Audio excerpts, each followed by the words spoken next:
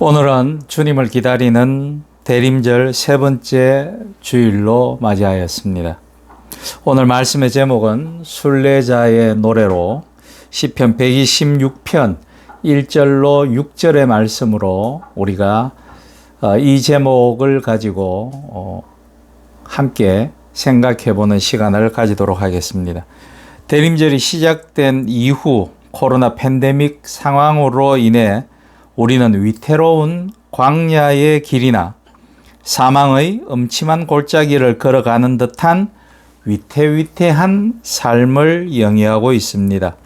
속히 코로나19가 진정이 되고 우리의 일상이 회복되길 원하지만 우리의 지치고 느슨한 방역의식을 비웃듯 코로나 오미크론 변이가 창궐하여 또다시 세계를 공포로 몰아넣고 있습니다. 이런 팬데믹 상황에서 우리가 얻어야 하는 교훈, 우리가 가져야 하는 교훈은 백신과 치료제가 우리의 진정한 구원자는 아니라는 것을 알아야 하겠습니다. 지난 주일 설교에서도 제가 이 시의 표를 말씀드린 것처럼 경제협력개발기구 즉 OECD에서도 코로나19 이후 인간과 환경을 생각하는 더 나은 사회경제 시스템을 구축해야 한다는 목소리가 높습니다. 더 나은 재건, Build Back Better 캠페인이 그것인데 더 나은 재건을 위한 10가지 원칙을 OECD에서는 제시를 했습니다. 그 중에 몇 가지 중요한 것만 간략하게 소개를 드리자면 이렇습니다. 첫째, 우리의 삶 전반이 환경 친화적인 삶을 추구해야 한다는 것이죠. 두 번째는 사회 모든 구성원들이 보편적인 기본 서비스를 무료로 제공받을 수 있어야 한다는 것입니다.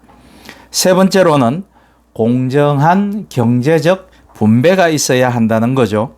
네 번째는 국제 정치와 세계 경제를 포함한 모든 영역에서 협력과 연대를 보장하는 것입니다.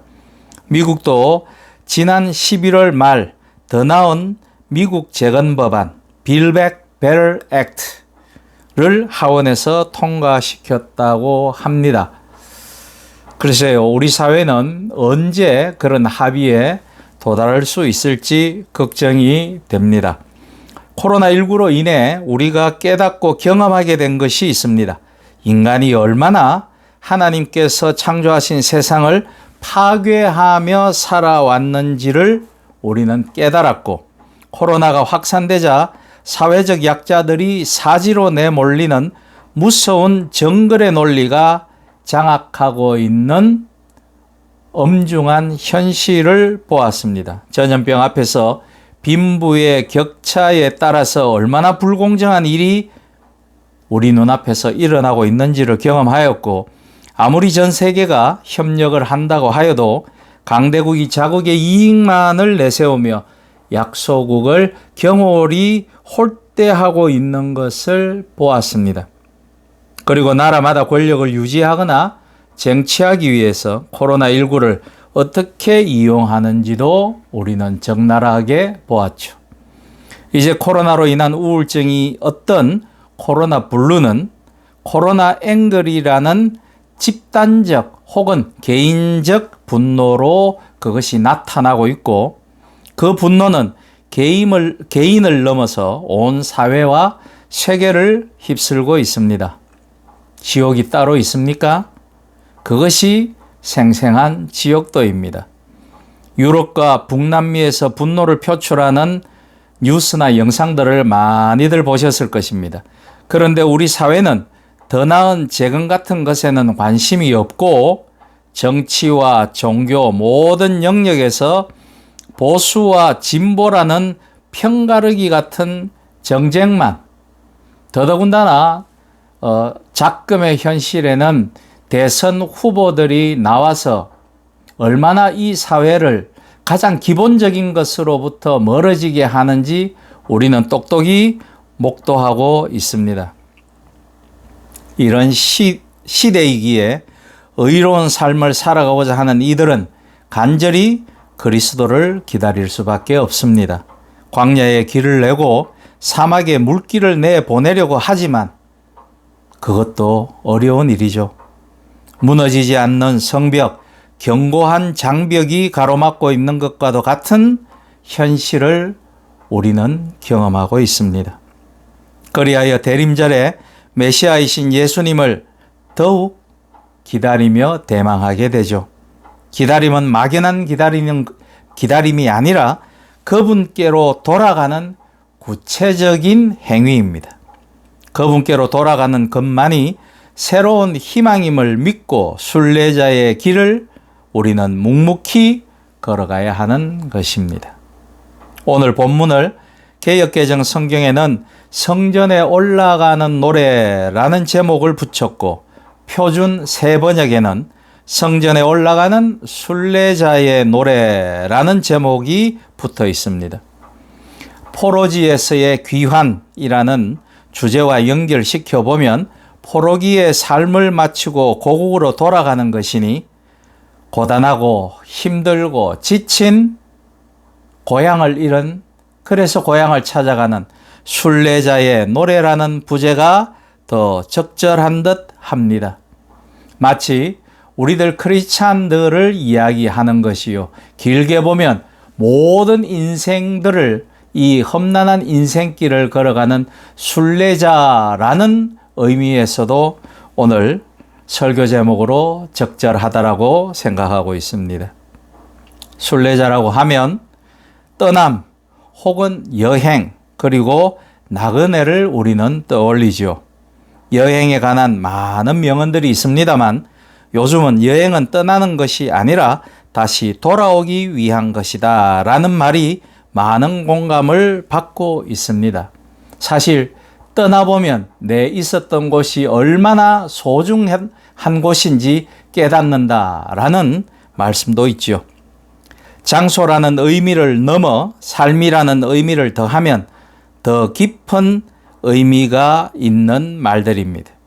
오늘 읽은 시편 126편 6절 말씀 마지막에 돌아올 것이다 하는 말씀이 있는데, 순례자의 길은 떠나는 길이지만 결국에는 돌아가는 길임을 깨달은 시인의 고백이 담겨 있다고 봅니다. 순례자의 노래라는 제목으로 그가 무엇을 노래했는지 오늘 본문을 한 3가지 의미로 생각해 보고자 합니다. 첫 번째는 순례의 길을 통해서 깨달은 것을 시인은 노래하고 있습니다. 무엇을 깨달았을까요? 순례의 길은 떠나는 길, 버리는 길인 줄 알았는데 막상 순례의 길을 걷다 보니 순례자가 깨닫게 된 것이 있습니다. 그 길은 결국은 집으로 돌아가는 길이며 삶을 회복하는 길이었고 자신이 본래 있어야 할 자리로 돌아가는 길이며 자신의 근원지, 떠난 그 자리, 원래 삶이 계속되어져야 하는 그 자리로 돌아가는 과정, 시원으로 우리의 뿌리로 돌아가는 일이었음을 깨닫게 되는 것입니다. 시편 126편에서 노래하는 것은 바벨론에서 포로로 살아가던 이들은 광야의 막막함과 사망의 엄침한 골짜기를 걷는 순례자들과 같은 상황이었을 것입니다. 그리하여 그들이 돌아가게 되었을 때 이젠 다 끝났다고 생각하게 되었겠죠. 그런데 하나님께서 친히 목자가 되시고 광야에 길을 내셔서 그들을 고향으로, 그들의 고국으로 회복시켜 주십니다. 그리하여 포로지에서 귀향길에 오른 이들은 포로기의 생활을 통해서 자신들이 다시 회복되고 끊어졌던 하나님과의 관계가 회복되었음을 알게 된 것입니다. 그리고 회복해 주신 주체는 하나님이시며 자신들이 누리는 큰 기쁨의 근원이 여호와 하나님이심을 비로소 고백하고 있는 것입니다. 사랑하는 여러분, 지금 우리는 코로나19가 창궐하는 시대에 순례자로 살아가고 있습니다. 이 길에서 우리가 깨달아야 할 것은 무엇이겠습니까?